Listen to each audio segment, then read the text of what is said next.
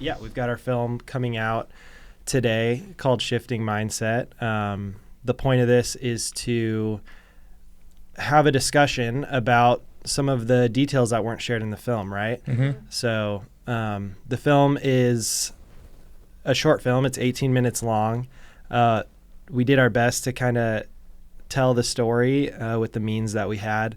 And we sort of decided together that this would be an introduction to the story in a lot of ways that we hope will continue to be told, right? Yep. And so I think like it felt natural for us to want to have a conversation about some of the details that weren't covered in it, and yeah, maybe people will be interested to know a little bit more. So that's kind of the point of this.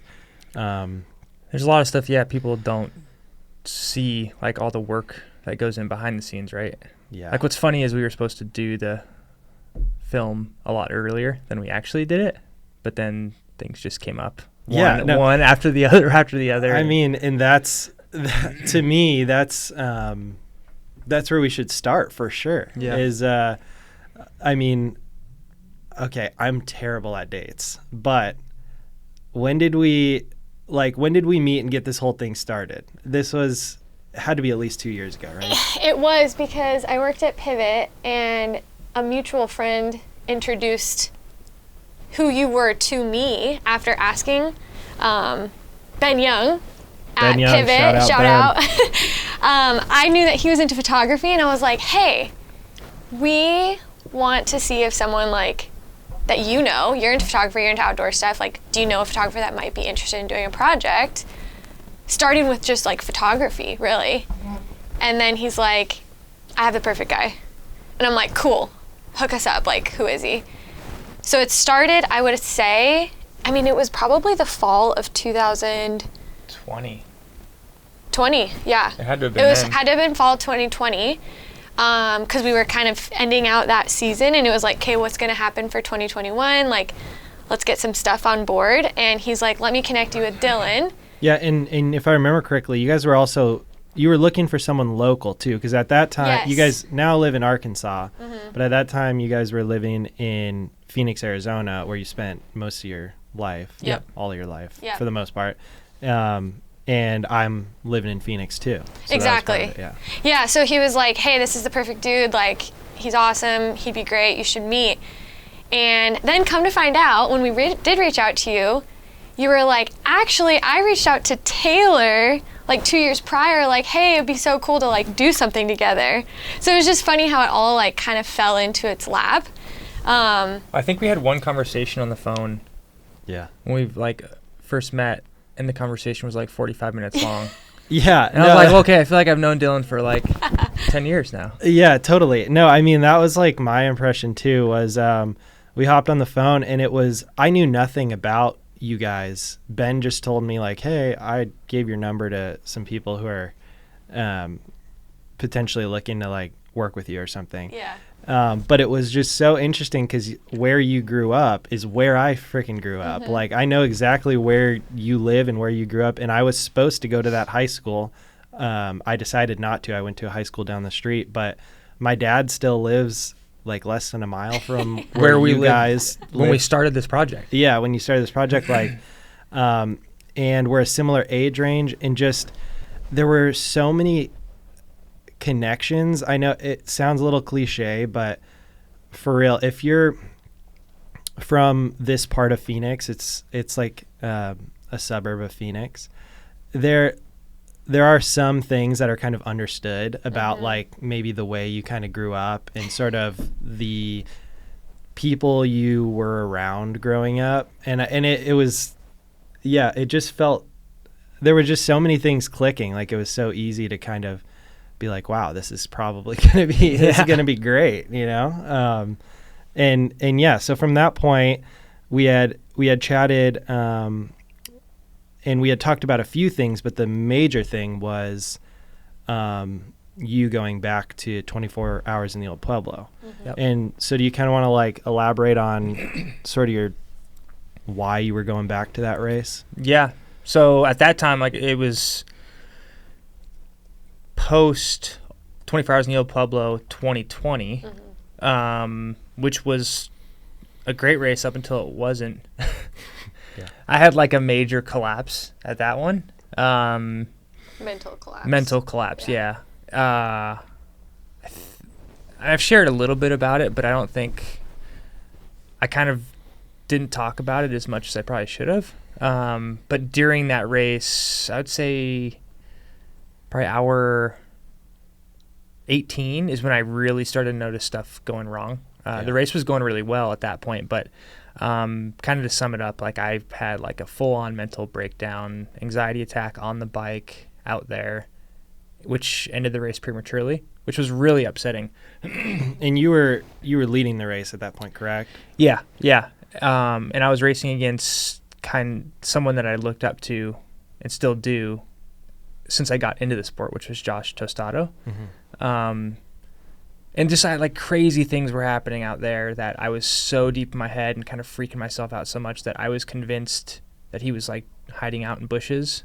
And then when I'd go by, he was jumping out of bushes. Just like hallucinations and not even that, just more like way too deep into my own head at that point. Yeah. Like freaking out. It's interesting. And this could be a stretch, but like there's got to be a way to describe it, because now that I've been with you enough time, I understand the intensity, but other people might not as much. But like, for instance, I was just working a job where I had to be rappelling a bunch, and I am so scared of this activity with all my camera gear and everything.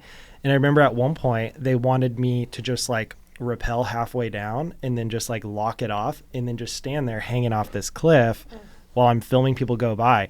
And I was like, okay, this sucks right now, but it's going to get better in 5 minutes. Yeah. I know it. And it was this experience where I was there for 30 minutes and it never got better. And it was the most energy sucking thing. Yeah. I just felt it in my chest and my stomach and everything. And it was like, my body was so tense and everything. Anyways, yeah, it could be a stretch, but I'm just thinking like maybe that's similar to you, whereas just like obviously people suffer from like being sleep deprived. You're exerting yourself a bunch in a 24-hour race, but also you're struggling with like your mind racing with like extreme anxiety, and you're out there alone. And is that kind of what is like just that constant feeling sort of during that race? For sure. In Old Pueblo 2020, it was a nightmare. Yeah. Like I typically am not silent during the race to like Mary in the pit crew. And like, I mean, relatively early on in the race, I was pretty quiet. Like I wasn't talking much. And that's not like me. And I think I knew earlier than most people that like, oh shit, things are going bad. Yeah. And then by the time the sun came up, like it was just had fully fallen off. Like a total gong show. Yeah. Like, yeah. I was, the only thing I can relate it to is like when I go through like episodes off the bike is like super deep head fog. Like I'd pedal and then I wouldn't remember how I got to certain places in the course. Yeah. And it's just like, okay, I know this isn't right. The confusion is like a huge element. Yeah. Yeah. So yeah, that's how 2020 went. So I was like, all right, I need to go back in 2021, which is then when we met to try and kind of redeem that for. Yeah. And just really quick, can you kind of like, we touched on this just briefly in the film, but I really wish we could have done a little bit more. Talk about why, like what makes Old Pueblo special to you, I guess. I think there's a ton or to both of you guys at this point. Yeah. I mean, freaking Mary knows more people there than you're like a celebrity at 24 hours. So. Not quite. There's a ton of reasons for that race is really special to me. I think the obvious one is like growing up in Phoenix. Yeah. It's a local event. Desert, yeah. It was always like the prime time of riding for Arizona. Yeah. Right? February. Like it doesn't get much better. Yeah. So growing up here, it was kind of always this highlight, this peak. But I think for me personally, what made it so special was the first 24 hours I ever did. But also I remember, like I've had I used to be really embarrassed to say this, but like I have had so many DNFs and like races that have just gone a total shit show, essentially, especially out there. But I remember one of the times my dad and Mary were my support crew, and it was a really windy year, and I actually crashed out really early on in the race, like messed my wrist up, and then getting back to the pit zone like in tears because I wanted to succeed there so bad. Yeah. And basically telling my dad and Mary, like, I'll keep coming back here until I've like checked all the boxes. Yeah. And I still feel like there's so many more out there. Yeah. At least for me personally. And it's something that Mary and I like the Sonoran Desert that time of year. We just love being out there.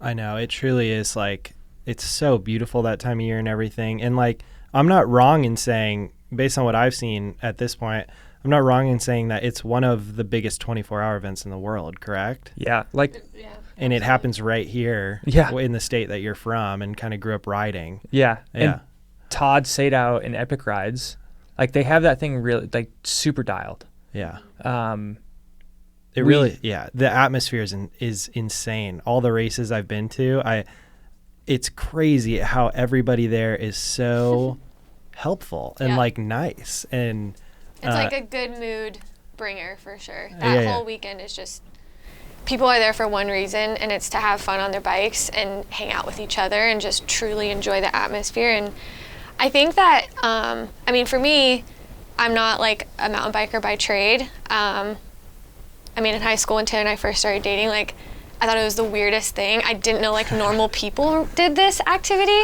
I thought it was like a professional sport. Like, I just didn't get it. Yeah. Like a hobby or something. Yeah, by no means was I like... It's like, why are you obsessed with this? Truly. And like, he would go on these like super long rides on South Mountain, and I was like, yeah, like it's a weird activity. Like, nobody did it. So to me, Old Pueblo isn't like this long-standing history. I think the best part about it to me is like our relationship has grown a lot with Old Pueblo, and I've seen some of the best, so cliche, but like some of the best of times and worst of times there for Taylor. And that environment, in all honesty, like sometimes I struggle with Old Pueblo because like it's brought some really bad times, like really bad. Yeah. And so every year it's like, obviously 1,000,000% I always support him and like going, but it takes a lot out of me to like build back up and like be ready to go back, because it's, as much as Taylor's going through it on the physical level and emotional and mental level, like I'm keeping stuff dialed at home, right? Like at the camp where we're gonna have everything moving through. That's its own beast. And so like Old Pueblo to me, it's a very emotional connection, strong emotional connection on both ends of that. And I'm really looking forward to having a great positive emotional connection to it. Yeah. Just because it brings so much out of you every year. And God, I'm ready for it to be stellar. Yeah, you are, while Taylor's out on these laps that take, right, anywhere from like an hour to an hour 15, depending on your pace, right? Yep. For you. Yep. Your only thought is, do I have everything? Yeah, like you don't want to make any mistakes, essentially, right. Because Taylor, in theory, to get, I guess we haven't even talked about this, but so Taylor had the course record at 20 laps. Mm-hmm. Taylor believes it's possible to go 21. We saw that happen this past year with Keegan, and so you were correct. Yeah. And but in order to do that, you need to be very accurate in your time spent at the aid station. Yeah. So that's pretty much, like the aid station is the time you can chalk up every second spent at the aid station as just like, you might as well just throw that time away. You're like, at the end of it, if you add it all together, you can throw away a lap easy. You could throw away a lap and a half. Like, because the rules out there is you have to start your last lap prior to noon. So like when you're early on in the race, you may not be thinking of seconds, but super late in the race, like last hour, you are thinking about seconds. Because if you roll in at 11:59 a.m. on Sunday morning, 1 second before the race ends, you get that next lap. you have the opportunity to go out for that next one. Yeah. So like that's when you play with seconds. So then if you translate that to time spent in the pits, those seconds really do matter on the back end of things. Yeah. And if you get to that point where you're maybe a couple minutes past, there's that time spent at the aid stations to look back on and be like, we could have been better there. Absolutely.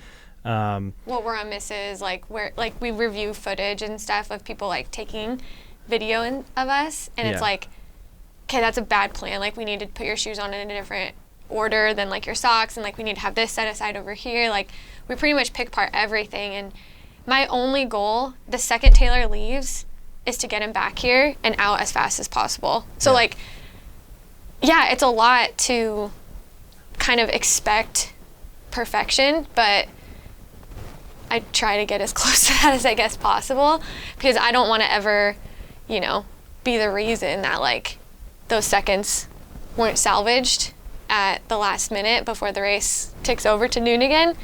So I do my best to just kind of like, and like the energy, right? Like, you can't have a super tense, stressful environment like coming through. You have to have a bit of the party scene. Like, positivity is like boiling, and a little bit of music and good energy and good vibes and good people, and like, but efficient. So that's kind of what I try to do the entire time, and make sure that when he comes through, it's like a great, very swift transition. Keep him rolling, and 21 laps is definitely doable. Honestly, dare I even say more? Truly, I think it is. I think none of us are surprised anymore about like the limit just keeps getting pushed in things. But it's funny, like Keegan crushed it and got 21. Yeah. And we were texting back and forth about like, we were talking about ideas and like how we can go faster overall. Like being more strategic with feed zones and like rolling feed zones, you can save minutes over 24 hours, like easily minutes and minutes and minutes. Did Keegan get the bug? I've been asking the old Pueblo bug a little. Like, is he obsessed with maybe? I don't know. I've asked him a couple of times, like, "Hey, you gonna go back?" Because I'm going back for sure, and I want you there. Like, I want as many people there as possible. Yeah, I mean, if you're on Keegan's wheel, kind of like how a lot of people know if they're on your wheel that you're in business. Like, you guys can work together, right? Yeah, and like overall, if you have like a solid group out there working together in the solo field, like, that's how you're gonna push it. You're gonna go faster. Yeah. And it makes it a lot more difficult when you ride by yourself the whole time. For sure. Not just physically, but mentally as well. So, I hope he does. I already know some other people that are coming back as well. Or doing it for the first time. Yeah. So, like, I'm hoping that they show up, because I think they're going to get the bug if they do it their first time. But also, like I said, it just the more the merrier, I think. No, I don't want to, something I don't want to skip over is you kind of, when we were introducing, when you were talking about like how you weren't into running in the beginning and cycling, and then you met Taylor. That's what I immediately realized about you guys, which was so cool, is you do have that's very important to you, is to have that separation from cycling. So it's not just because you already have kind of an obsession with your performance out there, and it's something you're like super engaged with, and you enjoy being able to like put it to the side at points in your life, so it just doesn't become this harmful thing to you or whatever. But it's also been really cool to see you buy into that. I mean, you have never been a huge site, like you guys go out on the bike and stuff, and but it's not your passion in life. By no means, no. But at this point, you are how do you say, like you are someone who has so much knowledge in the space, especially on the crew side and all that.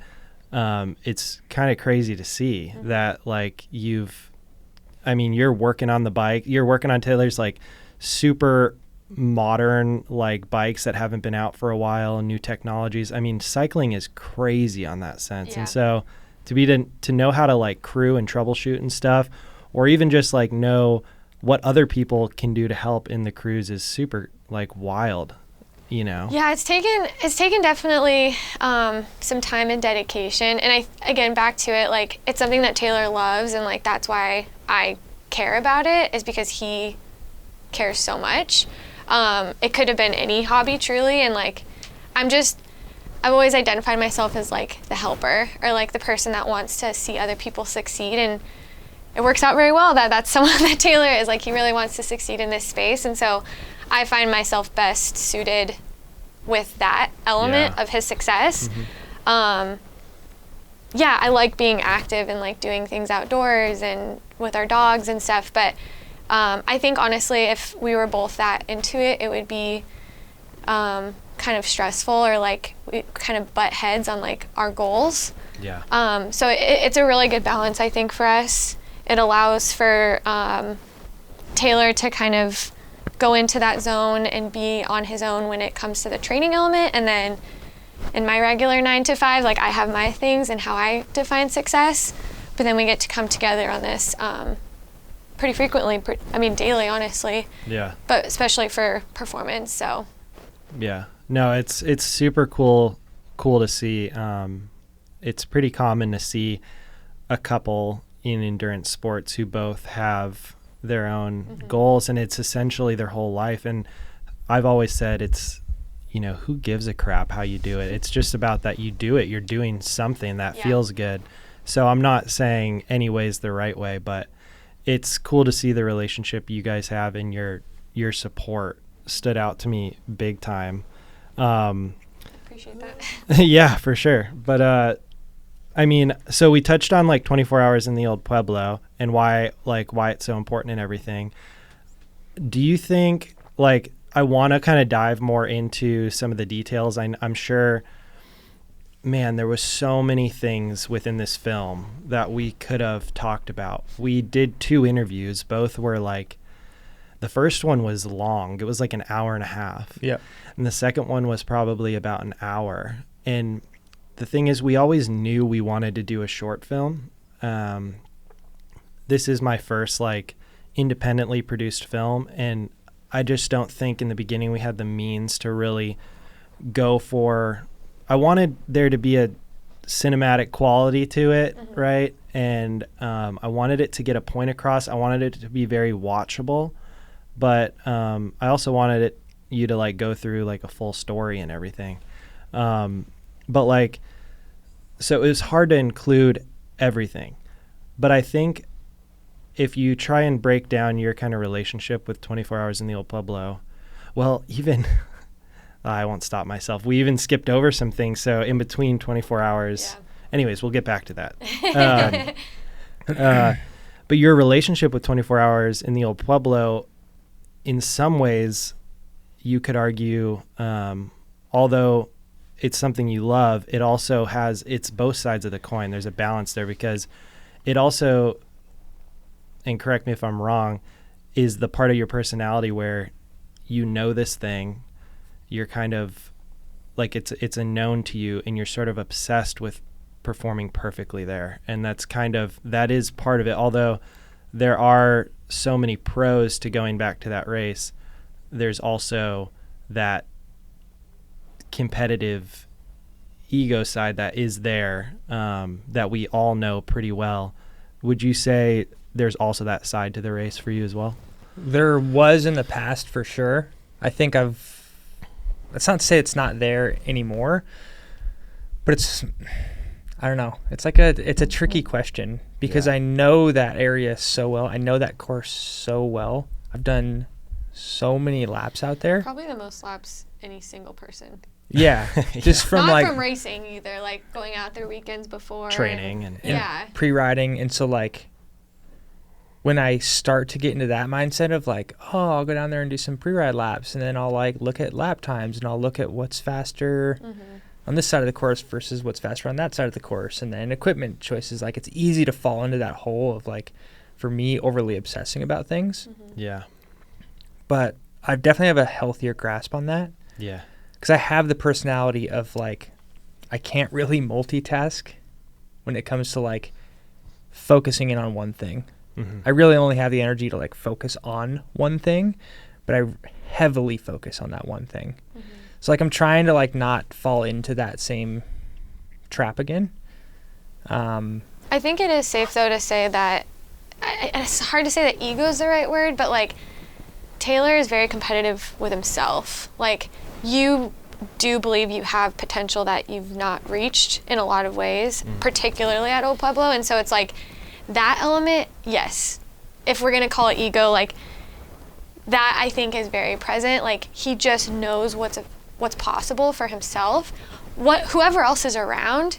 Like that's not something to focus on. Sure. But it's like I'm not doing what I know I'm capable of, and in all honesty, like this whole race season kind of felt that way because there were just so many different reasons why it came out to that. But Old Pueblo is one that really hits the pinnacle. It's like I want to see my best performance. Like I want to see where I can go with this. I want to see how far I can push my own buttons and like be healthy and be safe and have success. Yeah. And whatever that means to you. Like someone could go out there and hammer out 24 laps in 24 hours. Like more kudos to that person. Absolutely. And there's no sarcasm there. It's like we just know that Taylor can do more and can do it in a healthy way.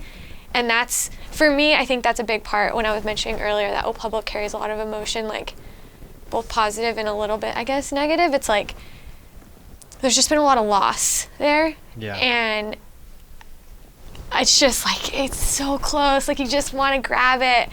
Like when he had to bow out basically 5 hours before the end of the 24-hour race in 2020, it was like, how can I put my soul into his body? Like, what can we do? Like, we're so close. Like let me how can I get you to understand right in this moment? Like, there's just nothing you can do. And, like, that's so infuriating and so frustrating. And so I think that has happened so many times. But at the same time, like, I think it's really important to not make excuses for things. Mm-hmm. Absolutely. On my end, like,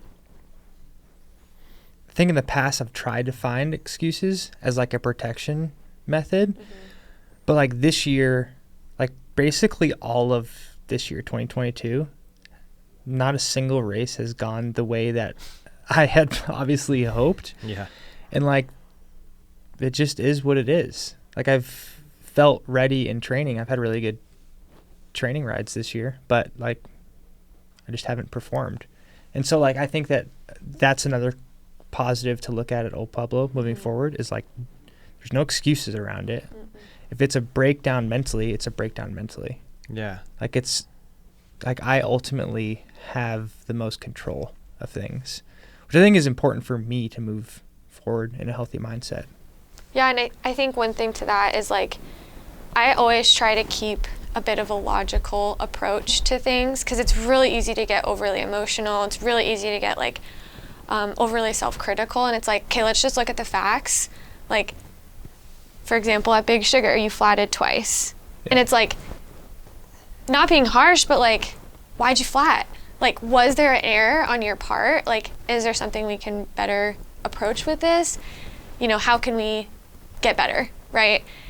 You can have a pity party for a little, but like, at the end of the day, like, there's always opportunity for improvement. And it's kind of like, well, I likely had mechanicals because I chose the wrong line. Yeah. Or like owning that stuff makes me feel better in the long run. You're not hiding it. You're not trying to cover it up. Yeah. And like with the collapse in 2020, like there was a lot to unpack there and like to figure out the why and how and like where we're going to go with this. And I think we made a lot of really good choices moving forward. And like, that's why 2021 was such a possibility. And then obviously that didn't happen. Yeah. So then 2022 came and it was like, okay, we even had more time to prepare and like, we really felt good. Obviously 2022 was a much different situation. That was honestly truly unavoidable. But I think the focus basically of what I'm saying is like, while there's a lot of possibility and potential and curiosity of like where we could go, the big thing around it all is like owning your success and owning your opportunities and just, I mean, everyone's human. But also own your shortcomings. Yeah. Like don't be afraid of that. Yeah. Because,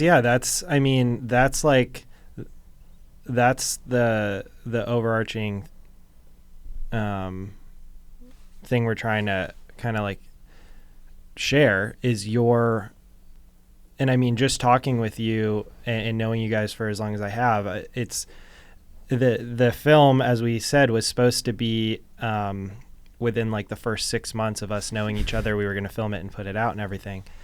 But it's an obvious blessing that it didn't happen that way. I don't know. I think we all are more, I just think there's a reason why it happened this way.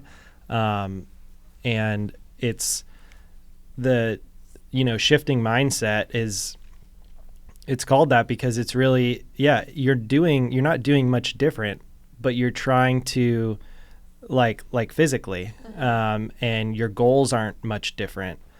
But when it comes to how you think about your performance, that's what, and as a team for you guys, is what you're essentially trying to work on, right? Yeah, like the approach.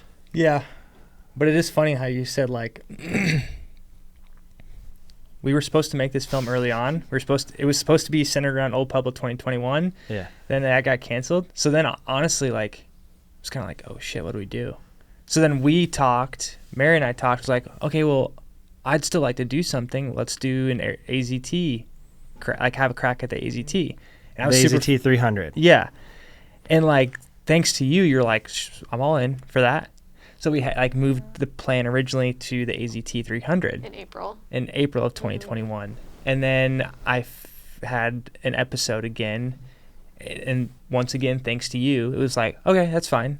Well, let's figure out the next thing. Yeah. So it's like, you were so patient and so like on board that you're like, okay, well, we'll just find the next thing to focus on.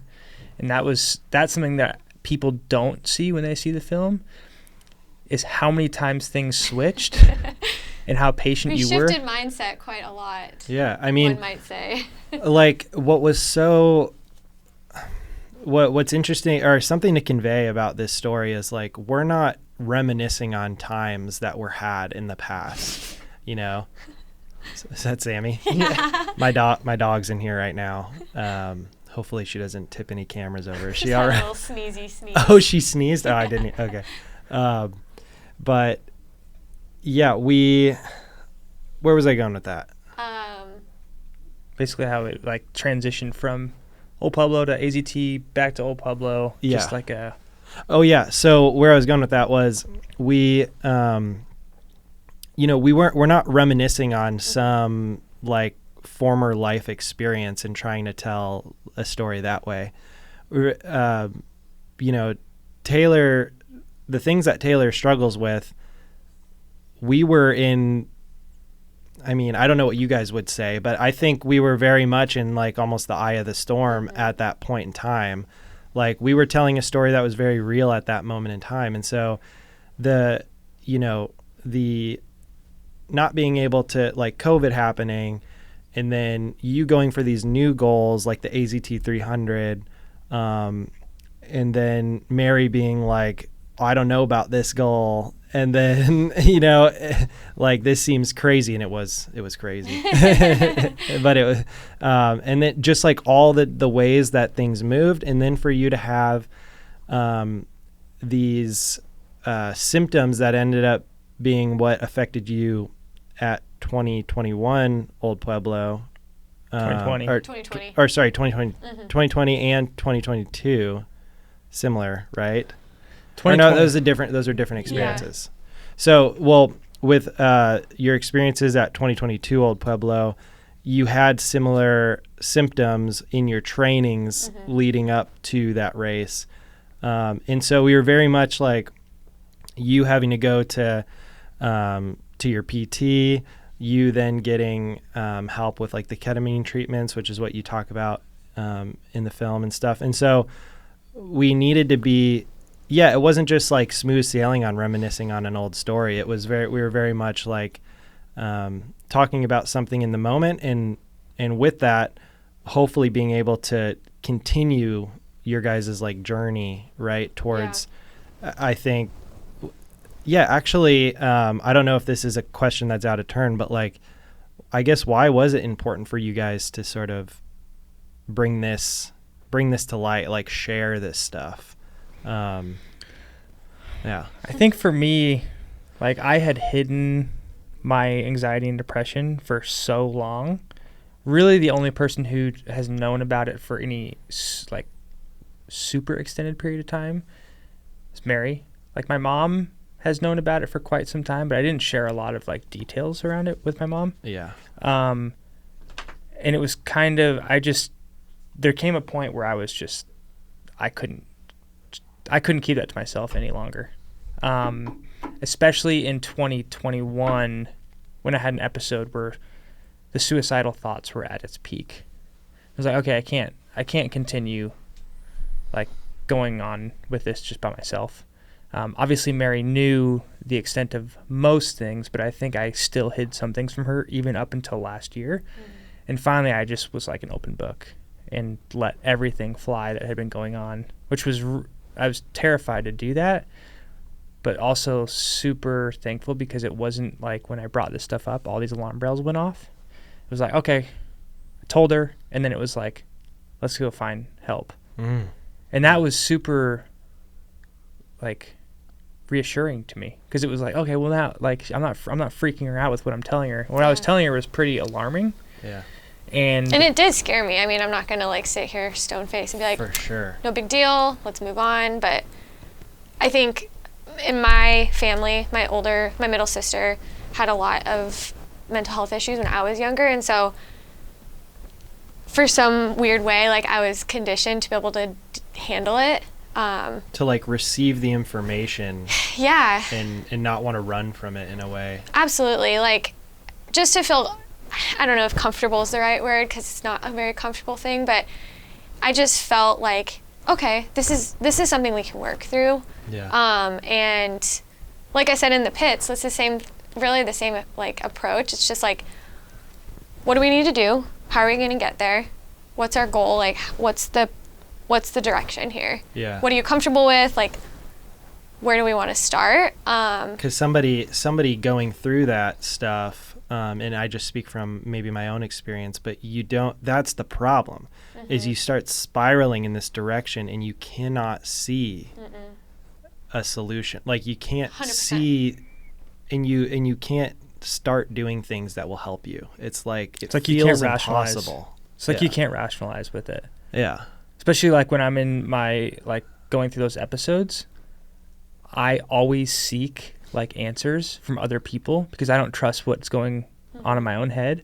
So I'll literally ask other people like, but form it in it like as if it's a normal question. Yeah. And I'll get the answers that I'm looking for, but then I'll go to the next person and ask. You still won't believe it. Yeah. Yeah. And Mary's like, Taylor, you've got to be confident in answers you get, or you got to be confident with what you believe in. But like, yeah, you're so blinded by things when you're going through that stuff.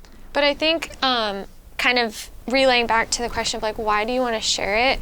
I think a lot of this stemmed from the fact that Taylor did hide it, not just from like me or, family and things like this, but his entire persona was like masked. So like if he was going through a bout of depression or having like a really bad episode, the list of the why was miles long. Oh, I have car troubles. Oh, I have this. I had to make up all these excuses of why things wouldn't work. Couldn't be authentic. No, and it felt really horrible, right? And like we had to make up these like stories and like try to carry them through and make sure it's almost like you're like living a lie in a lot of ways. And I think that was like probably one of the most profound moments was when Taylor, for the first time, like told our friend group who we're very intimately close with, like oh, wow. Taylor's been friends with some of them since you were like 3 years old or something. Mm-hmm. They didn't know. Like, if we couldn't go out for a night because Taylor was like in a really, really, really bad place, it would be X, Y, and Z or whatever. And so it's that moment where it was like, hey, like I'm not doing okay. And here's kind of what I mean by that. And like the support that came from our friends was amazing as well. Like I think for him, it was like, wow, if I do tell the truth and I do let people in on this, like they still love me. Like, they actually support me more. They're actually, like, they're not going to run from it. Yeah. And opening that a little by little by little, it just got stronger and stronger. And in turn, like, you were getting feedback that it was helping others in that conversation. Well, I think, like, when we started seeking the help and, like, started doing ketamine therapy, like in a medical supervised area, as well as treatment, getting back on medication. I remember having, like, being in doctor's offices and being in tears and thinking like I was a black sheep, trying to explain these symptoms, and then them being like, no, you aren't the only person dealing with this stuff. That also clicked in my head. It was like, okay, there's other people that are going through the same thing. And while at the time being in, like, feeling like I'm drowning in it, I was like, well, shoot, I don't want other people to go through the same thing. Like, it's inevitable, but I feel really lucky because I have a support system in Mary, my family, my friends. But there's people out there that have no support. And that, to me, is like, I can't imagine going through this. So it's kind of like, that was another reason of, like, if I talk about this, in turn, it's going to help me. But I never realized how much it would help others, but I never also realized how much it would help me in the same way. Yeah, that's wild. So just from, like, just from telling Mary about it and being completely honest, that started sort of your realization of, like, this is super helpful. And then you told your friend group, and so at this point now you feel comfortable just like, this is me, right? Yeah. This is me, and I want to share it, like, with everybody. And then you can we can further the conversation on that. We can, like, you can have that conversation when you show up to races now, and you can be you, right? 100%. Like, I didn't know how to tell her, and this was even before last year, about, like, the suicidal thoughts. Yeah. So I was like, in my head, I was thinking, like, how do I tell her these things, that I'm having these thoughts, without raising the alarm bells? So then I would go, it's not funny, but it's almost funny in my head because I couldn't speak the truth. Yeah. So I'd show her, like, documentaries on YouTube that were surrounded about, like, had suicide in the documentary, and I'd play that, and to me it was like, oh, she'll catch on. But I never told her. Yeah. Right? So I would, like, play these, like, whatever documentaries that brought up suicide, and then she would watch it, and then she would be like, okay, that was good, and then we'd go to sleep. But then in hindsight I was like, okay, well, I'm still not, like, being honest with this. So then finally, when I was like, no, like, there's some deep things going on here, I was like, and then I admitted to her, I was trying to tell you by showing you documentaries that brought up suicide, but that obviously I wasn't coming out and saying it. Because at the time, she was working, so then when she would leave the house, go to work, I was home alone. Yeah. And that was horrible. It was like, it was hell. And that's when these thoughts would come up. And then when she would get home from work, it was like, okay, things would settle down a bit. And then when she would go to bed at night, I would be awake by myself. And then they'd creep up again. It's like, that's when I realized I have to be honest with this stuff. And that was really difficult. To be, like, totally transparent. Because at that point, when Mary would be at work, you wouldn't, if you guys are, like, texting back and forth, or you get on a phone call, you still at that point weren't telling her, like, hey, today sucks. Yeah. Like, today is not going good. No. Because you weren't yet being honest with those things. No. So throughout you were just relying on you guys.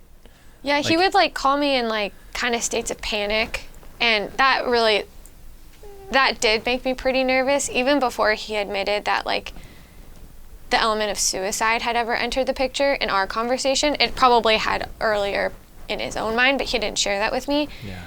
But because, like I said, my sister Kathleen, like, she had a lot of really, really, really bad states when we were growing up. Like, I saw it, and I wasn't going to be the one to, like, push on Taylor to ask. Like, I wanted him to make sure he felt comfortable enough and to have the conversations, and I was an open book as far as he was concerned. But there's an element of patience with this too. Like, you can't push someone into having those conversations, especially if if they're not believing it or they're not trusting of themselves to be able to share it. So like I was always there with Grace, and like I would always answer the calls. I would always be there to say like, you know, talk through whatever. But that was always in the back of my head, like truly. And I would come home sometimes because of it and like just be with him, or like, you know, go get lunch, like we'd meet somewhere. And it was really, really hard. Like, I mean, like I said, I can't sit here stone-faced and just be like, yep, no, it was, you know, medical diagnosis, this is what's going on. Like, it rocked me pretty hard too. Yeah. And thinking back to it is like a really tough time. But what I can say is, it's not like I'm a medical professional. I'm just an everyday person that took extra care in like how to approach this and make sure that I was a safe place. And yeah, we took it slowly and trusting, like that was a big part of it, like making sure that he felt like he could trust me first off. Obviously there was a lot of that pre-built, but like with this information and where we were going to go with it, and then the people that we invited into the treatment plan, I think that's like a big part of this that we really haven't touched on, is like throughout your younger life you had gone to some medical professionals. Like his family did introduce that and say like, hey, we think you should try getting on antidepressants, but never was it Taylor's choice. Like, It was never him seeking it out and him saying like, oh, I want to go talk to a therapist, like I'm ready, I'm willing, I want to be a part of this. Or even not that energetic, but just like, well, it's kind of like when you're young, right? Your parents are like, hey, we have a doctor's appointment. You get dragged along. You're like, you load up in the car and then you go. Yeah, and I mean, I think like, at least from my experience, I think that's what so many people can relate to, is being young and struggling and sitting in school and feeling like you're going to explode with anxiety because you can't imagine being there for one more class or something like that. But not knowing where to go, not knowing enough about the world, not having enough experiences yourself to know like how to solve these things. And also being in that situation where you are getting older and more independent, and, you know, you've got this, some people have, you know, everybody's relationship with their parents are different, but it's hard to just be like 14, 15, 16 years old and be like, yeah, there's something wrong with me. Like, I'm so excited to go figure out the medical solution for this right now. You know, it's like, that's an impossible thing. And I know in my experience, my parents feel some form of guilt, but there was nothing they could do. No. You know, that would have... Unless you openly tell them, they're not going to know. Well, and even still, I think there's a lot of perspective change over the past, like, 15 years of, like, what it means to have good mental health as a child, as a teenager. Like, there's just been this stigma that, like, teenagers suck and they go through these things and they don't know how to handle stuff and the world is at their fingertips and they just throw it away. Like, there's, like, a lot of negativity around that. And I think it's been this conversation that's been brought up that's, like, let's listen to the kids a little bit more. Let's listen to, like, what they're really trying to say. And, like, you know, suicide awareness has really peaked over the past, I would say, like 10, 15 years for sure. It's been something that is much more in conversation these days. It's still incredibly uncomfortable. But I think in a lot of ways, like, the conversation is starting and we're trying to continue it. And this story of Taylor and, like, the stories that have come to us as well. I mean, Taylor's been getting it for years since he first started talking about his journey with mental health, but, like, I'm getting it now. Like, a lot of people are coming to me and, like, kind of seeking me out as a safe space, which by all means, like, I'm an open book to you. But I think the big thing is finding that singular outlet, that it doesn't have to be a husband, a wife, a mom, a dad. It could be a good friend that you have at work, or, like, someone that you just truly, like, actually know closely, that you could say, like, hey, can you help me here? I don't know what I need exactly, but, like, I would love to just talk to you about it, and, like, maybe you have some direction that can guide me, because it's not meant to be worked through by yourself. As we know, it, unfortunately, that sickness takes lives, and it's a byproduct of depression and anxiety, and, like, it's something that is truly an illness. And I think that in a lot of ways, people just haven't realized how much it's the illness that causes it, and people just think, oh, you're having a tough time and like you just can't handle it.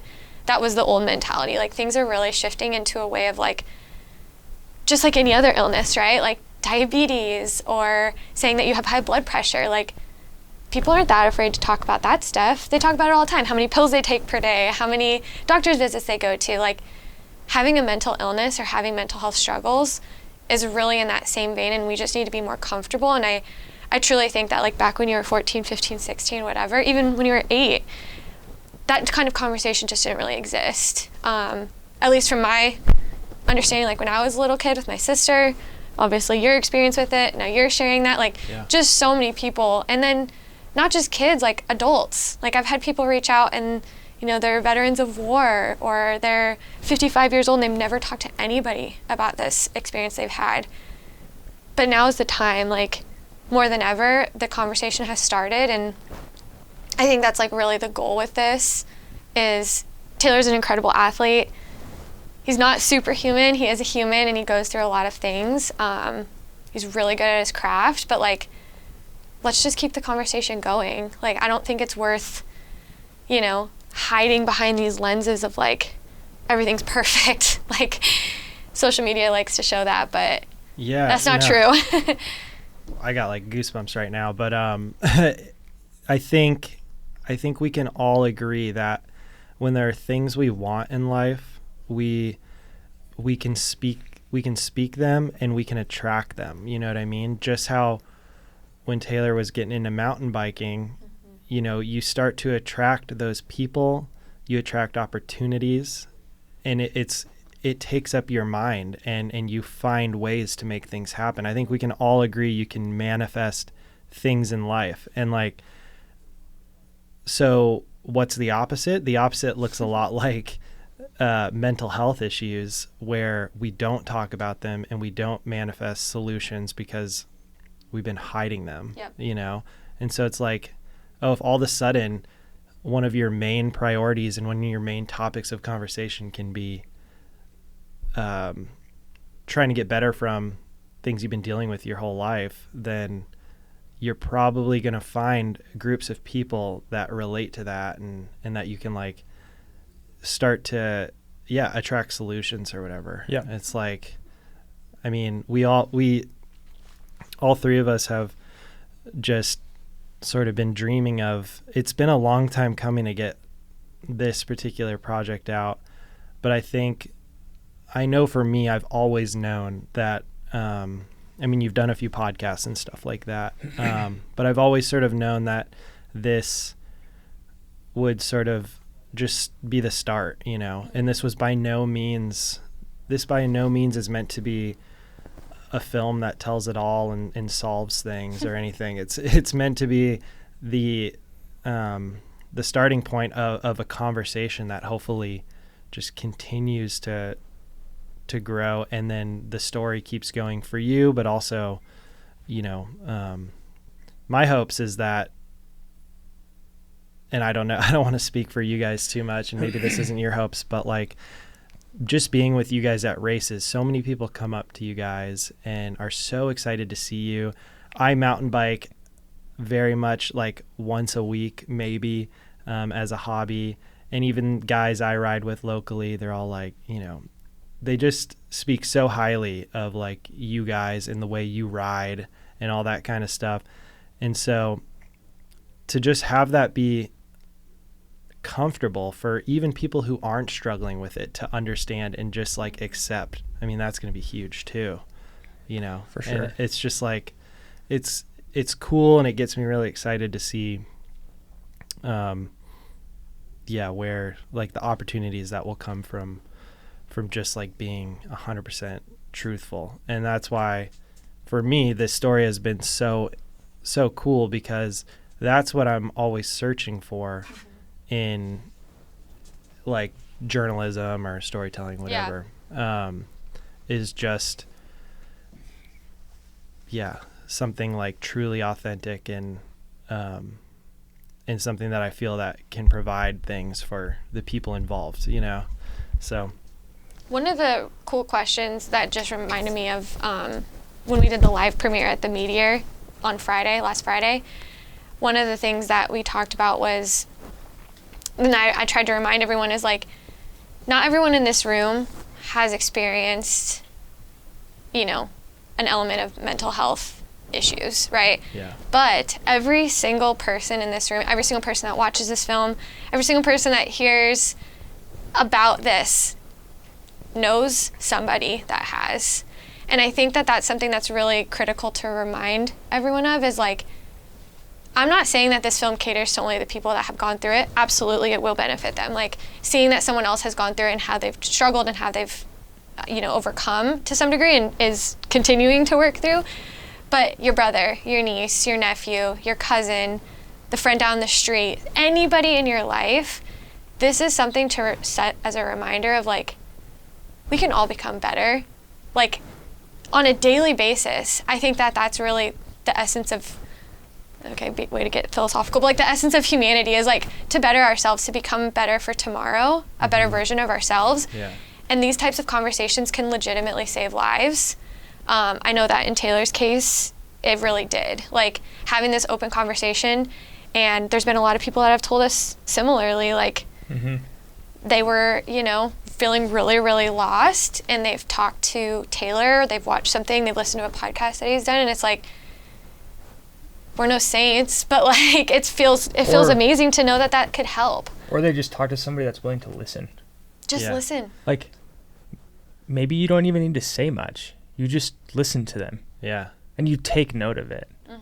Like, for me, that was huge. Just somebody listen to me, please. Yeah, I remember when we were talking about first doing the film, you said, when I was 16 years old and I was going like through these things, there isn't really many people I would like listen to, or like, or when it came to this stuff. But you said, because of your passion for this sport and whatnot, if there was like a pro mountain biker or somebody in the position that you're in now who was to talk about some of these things, you would have listened. I would have bought in. Yeah, for sure. You'd been like, holy crap, like, that's what's going on with me. Yep. And in that alone is what I think it makes it. Some people don't think their situation's worth talking about or whatever, but it's like there's people all over who can relate to you. We're all so different, and that's why it makes, you might think like, well, who am I? I'm just some like guy who rides bikes, and like who's going to buy into this? But there's millions of people who ride bikes, and there's lots of young people who would hope to ride a bike like you someday. So in the way you do it. So for you to talk about it. But it's interesting, like, when I go through those episodes, I'd be afraid to tell people because I was like, oh, they have problems going on in their life. I don't want to create another burden for them, and maybe their problems seem bigger than mine. It's like, I don't want to be a burden to these people. Yeah. But in reality, like, your problems, no matter how big or small they may seem, are legitimate concerns. So and I still am guilty of this, of like comparing my problem to somebody else's problem and always downplaying my problem and being like, it could always be worse. Well, it's all relative at that point. So that's important to remember too, I think. Yeah. Yeah, totally. Yeah, man, I think genuinely I don't want to like speak to people who aren't here. We're obviously just in front of a bunch of cameras, but it's so cool to see that, like, this never gets old. Just like talking with you guys about this kind of stuff. We're always, we're just like, it makes me feel better. I think I'm just so thrilled that we stuck it out and like we were able to put something out years later. And, I hope I've seen a few other projects go out like this recently in endurance sports. And I'm just so excited that like brands are making it a priority. to tell stories like this. I think we should maybe, we're on like a little bit of a time thing. We've been going for over an hour now, so that's awesome. I mean, if you guys feel pretty good about like stuff we've talked about, maybe we can just give a shout out to some of the people who helped us. With this particular story, basically I was going to do it no matter what, right? And because there's, I had a lot of different things going. We didn't get a budget. We weren't working with sponsors in the beginning on this project. This was a project that we were going to do no matter what, and we were going to figure it out. Mm-hmm. And there was some. You obviously work with sponsors, and you're associated with a lot of different companies in the cycling world, and then now you're associated with some mental health, like awareness, not-for-profits or whatever. And so I think it was really cool to see how some companies were no questions asked, just like what can we do to support this, and I know we appreciated that a lot, and so that's what kind of helped us kept pushing forward. It's like just that support, and it was never. What was so cool is some of them were, it wasn't like, what do you need kind of thing. It was more just like, how can we help? Just let us know, basically, Mm-hmm. like we support this. And so that felt really good. And I don't know, should we, so we had Shimano help us out. So huge thanks to Shimano. They've been so incredible. Laser, which is, helmet company branch off of Shimano. Mm-hmm. Yep. Laser, they were in it from the very beginning. Stands, No Tubes has been awesome. And then CS Coffee, which is a small, like instant coffee brand that's for, it's like a fancier instant coffee, and they're a small company with amazing owners. And honestly, for them to jump in financially is insane, compared to some of these larger companies. And for them to just be so cool and trusting the process over a year and a half has been sweet too. So that was awesome. And I think another. Am I missing anybody? Go for Graham. Go for Graham's huge. Yeah, you guys. You guys showed up with a shirt today. That's pretty cool. So when we did the premiere in Bentonville last week, we did a fundraiser for Go for Graham, and also a huge thank you to the Meteor in Bentonville. Yeah, they were pretty sweet. It was awesome. So a big thank you to Go for Graham and the Meteor in Bentonville. Yeah. So we premiered this thing. And then also, lastly, I should have said this in the very beginning, but thank you to AeroViper Running, right? Massive. We're using their podcast studio here in Phoenix, Arizona, and Jamil Curry, the owner of that company, is just so giving and supportive of all creative endeavors, whether they are in line with his company or not. And it's just insane. Good people, for sure. Seriously, such good people. So. And then obviously a huge thank you to you, Dylan. Like, you took this project on regardless of essentially the outcome, which I thought was really, really cool. And I look up to you for that. But also, right when Mary and I started watching any content that you put out, we kind of were obsessed with what you do. Pretty sure we watched every film that you made. It's like, and I know I've told you this before, but one thing I really appreciate about you is your film The Participant. Mm-hmm. Like, you see, there's a lot of people behind the camera that film sports, action sport, whatever it is, which is awesome. Like, we need to show that stuff to people, but they may not participate themselves. Yeah. You kind of flipped the script on your film, The Participant. You jumped in and did a 100-mile running race. Mm-hmm. It's not like you jumped in off the couch. You're an avid runner. Mm-hmm. Like, you know what you're doing. Yeah. But it's so cool to me that you actually did that, and you were you're willing to be vulnerable and show that side of things. And that's just something that I really appreciate you for, because the film is absolutely incredible, and B, like you weren't afraid to be on film and capture that stuff. Yeah. So I think that's really, really cool. Is not only are you behind the camera, but you're also in front of the camera. So a big thank you for that. And follow up to that is the exact opposite flip of what you've done. Ethan Hill jumped in the picture, like so outside his scope of what he usually does. Yeah. I mean, he's a very, very well established young photographer, filmmaker, and he Super came in helpful. guns a-blazing, passion forward, like, Yeah. I'm in. I want to be a part of this. And like his energy and like what he brought to this, I think really speaks volumes. Like you said, this is your first self-produced, self-directed. Yeah. You're officially a filmmaker on your own 2 feet now. And thanks to Ethan, like his vision really brought a new flair. Yeah. And I think that was like really cool. That was the first time we had ever met him.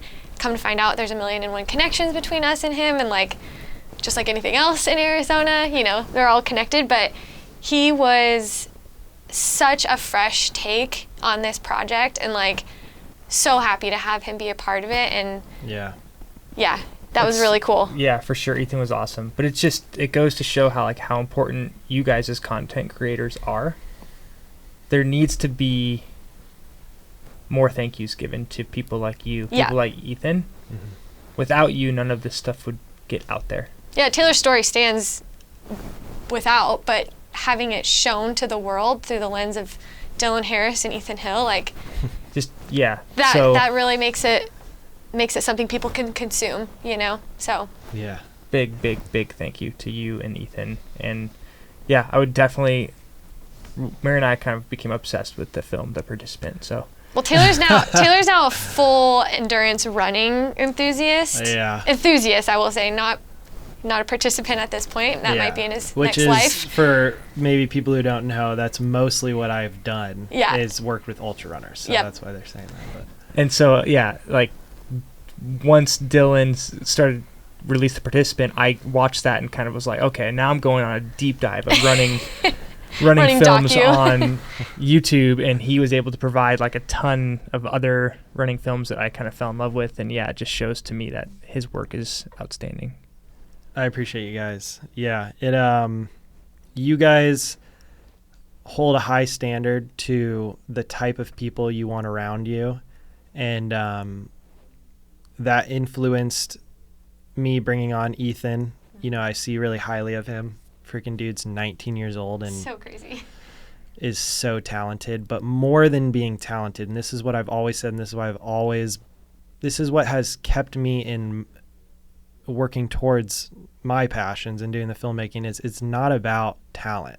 Like that's not what it's about. It's about being a person that people want to connect with and work with, and being a good kind person, and being consistent and working hard is what's going to take you places. It's not about being talented, because if people can't stand you, then that's just the way it is. And I know the standard that you guys hold when it comes to being at a race, and like how you want people to feel that energy that you were talking about earlier at your guys's crew station.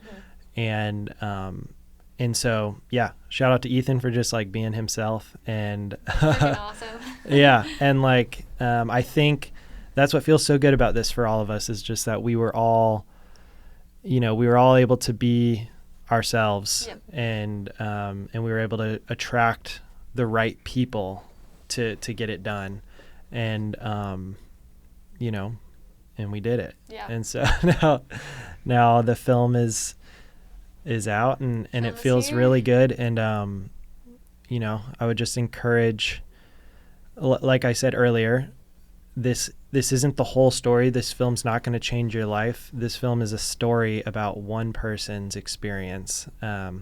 Two people, I guess, and it's just to introduce you to another way of thinking about certain things, and then also give you more outlets. Like all of us are willing to be outlets now for some people to talk if you relate to it at all. And so we just want to keep pushing, and there's more to your guys' story. And so stay tuned for that, I guess. We'll see. Yeah, I guess so. Sweet. Thank you very much, man. Yeah, you can call it. I think so. All right. Thank you.